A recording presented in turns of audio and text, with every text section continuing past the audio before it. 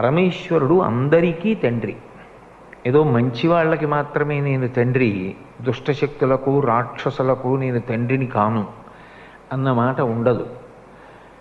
కర్మ ఫలితాన్ని ఇచ్చేటప్పుడు భయంకరమైనటువంటి విషయాలు, దుఃఖంతో కూడుకున్నటువంటి విషయాన్ని కూడా ఫలితంగా ఇచ్చేవాడు కూడా పరమేశ్వరుడే. దుఃఖపడవలసినటువంటి విషయం జీవితంలో తటస్థించినప్పుడు భయం కలుగుతుంది.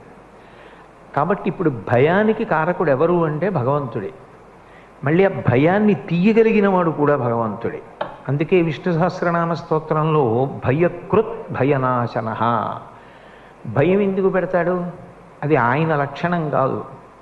ఒక తండ్రి పిల్లల్ని ఎందుకు భయపెడతాడు ఇలా వేలు చూపించి? వాడు బాగుపడాలని. భగవంతుడు ఎందుకు ఇలా వేలు చూపించి భయపెడతాడు? ఎందుకు దుఃఖాన్ని కల్పిస్తాడు? కాలోహి బలవాన్ కర్త